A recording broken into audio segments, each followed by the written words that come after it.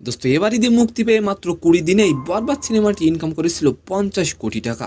দেশের সিনেমা হলগুলোতে ঝড় তুলে বিশ্বব্যাপী মুক্তি পায় বরবাদ। দোস্ত তাহলে কি বরবাদ সিনেমা চতুর্থ সপ্তাহে 100 কোটির গন্ডি পেরিয়ে গেল?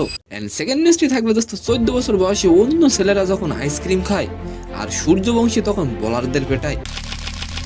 মাত্র 14 বছর বয়সে এবারের আইপিএলে করলেন বিশ্ব রেকর্ড। তো আশা করি নিউজ দুটি জানতে অবশ্যই ভিডিওটি সম্পূর্ণ দেখবেন। দোস্ত এখন পর্যন্ত ঢাকাই সিনেমার সর্বোচ্চ আয়ের রেকর্ডটা দখল রেখেছে মেগাস্টার সাকিব খান। গত ঈদে তুফান সিনেমার ক্রস কালেকশন ছিল 56 কোটি টাকা। দোস্ত এবার নিজের রেকর্ড যেন নিজেই ভাঙতে চলেছেন সাকিব খান। বরবাদ সিনেমা মুক্তির পর প্রথম 7 দিনের গ্রস কালেকশন ছিল 27 কোটি 43 লাখ টাকা এবং মুক্তির 20 দিনের মাথায় বরবাদ ইনকাম করেছিল অলমোস্ট 50 কোটি টাকা। দোস্ত তাহলে কি বাংলা ইন্ডাস্ট্রির সকল রেকর্ড ভেঙে ফেলবে বরবাদ? অবশ্যই আপনি কমেন্ট করে যাবেন।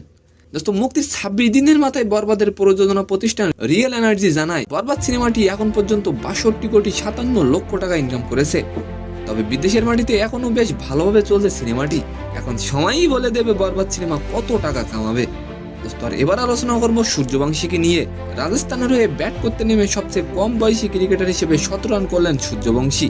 মাত্র 38 বলে 101 রান করেন তিনি, 7টি 4 ও 11টি ছক্কা মারেন। টি-20 ক্রিকেটের ইতিহাসে সবচেয়ে কম বয়সে 17 রানের কীর্তিতে নাম লেখালেন বৈভব সূর্যবংশী। তো সম্মানিত দর্শক, আজকের ভিডিওটি কেমন লাগলো অবশ্যই কমেন্ট বক্সে জানাবেন। আর ভিডিওটি যদি ভালো লাগে অবশ্যই একটি লাইক দিয়ে আমাদের চ্যানেলটিকে সাবস্ক্রাইব করে দিবেন। ধন্যবাদ।